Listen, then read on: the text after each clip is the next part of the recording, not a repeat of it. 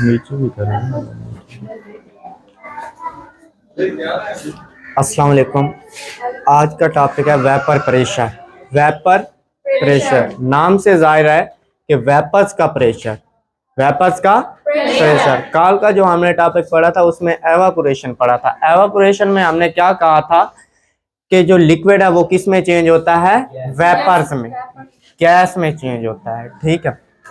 अब vapour pressure की define क्या है? The pressure exerted by vapours of liquid on the surface of liquid at particular temperature. एक खास टेम्परेचर पर माय के वेपर्स की सतह पर लगाए गए प्रेशर को क्या कहते हैं?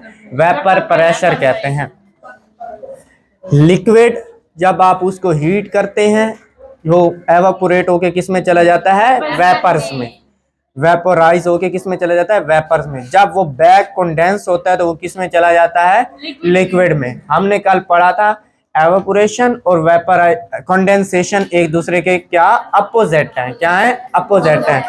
एवापोरेशन में क्या होता है? वेपर्स में चेंज होते हैं, जबकि कंडेंसेशन में वेपर्स लिक्विड में चेंज होते हैं। अब नेक्स्ट है इसकी एक्सप्लेनेशन। Open surface area. आप एक प्लेट ले लें, डिश ले लें, ठीक है। जब आप उसमें कोई भी लिक्विड रखते हैं तो लिक्विड की एक प्रॉपर्टी है, वो क्या? वेपर में कन्वर्ट होता है। तो वो वेपर्स में कन्वर्ट होगा तो ये जो इसके वेपर्स हैं, ऊपर आपने किसी चीज से कवर नहीं किया तो वो वेपर्स कहाँ चले जाएंगे? एयर में, और एयर में डिफ्यूज हो जाएंगे। वो जब एयर में डिफ्यूज हो जाएं, क्या आप उनको वापस ला सकते हैं? नहीं, आप उनको वापस नहीं ला सकते। इसलिए आपको क्या करना पड़ता है? Close surface. आपको क्या लेना पड़ता है? क्लोज सरफेस एरिया लेना पड़ता है।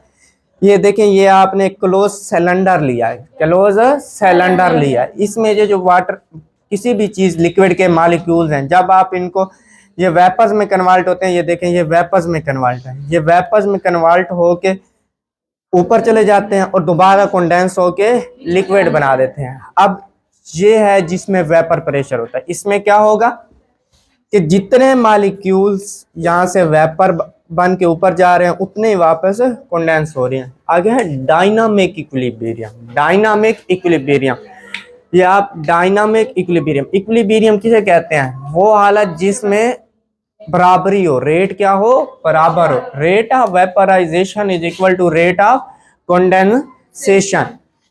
रेट ऑफ वेपराइजेशन का क्या मतलब है कि जितने मॉलिक्यूल्स लिक्विड से वेपर्स में कन्वर्ट हो रहे हैं उतने मॉलिक्यूल्स वेपर से लिक्विड में कन्वर्ट हो रहे हैं। कि जितना रेट ऑफ वेपराइजेशन है, जितने मॉलिक्यूल्स वेपर में कन्वर्ट हो रहे हैं लिक्विड से, उतने मॉलिक्यूल जो वेपर्स हैं वो वापस कंडेंस होके लिक्विड में आ रहे हैं। ठीक है, इसे कहते हैं डायनामिक इक्विलिब्रियम। अब देखें, ये लिक्विड पड़ा है, ये ऊपर क्या? वेपर्स जा रहे हैं। वेपर्स इस क्लोज सिलेंडर में वो माय की सतह पर एक क्या? प्रेशर डालेंगे, जिसे हम क्या कहते हैं? वेपर प्रेशर कहते हैं। जिसे हम क्या कहते हैं? वेपर प्रेशर कहते हैं। अब ये किन फैक्टर्स पे डिपेंड करता है? पहला फैक्टर है नेचर ऑफ लिक्विड, कि ये जो आपने माय लिया हुआ है उसकी नेचर कैसी है।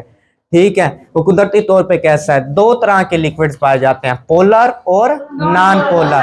पोलर वाटर एक पोलर है। कल आपका क्वेश्चन था कि सर वाटर को रखें तो वो इतना तेजी से बुखारात में तब्दील नहीं होता, वेपोराइज नहीं होता। अगर हम गैसोलीन या पेट्रोल को रखते हैं तो वो तेजी से हो जाता है। इसकी क्या रीजन है?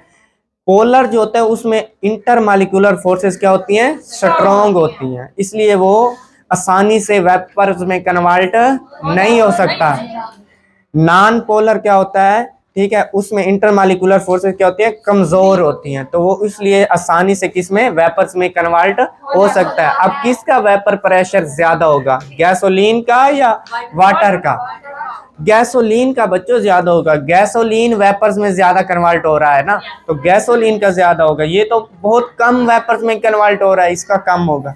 नंबर 2 है size of molecule. Size of molecule, देखें जितने बड़े साइज के मॉलिक्यूल होंगे उनको लिक्विड से वेपर में जाते हुए उतनी देर होगी, और जितने छोटे छोटे होंगे वो आसानी से कन्वर्ट हो जाएंगे। ठीक है, आप जिस तरह डेकेन ले लें, C10H22, ठीक है, और C6H14 ले लें।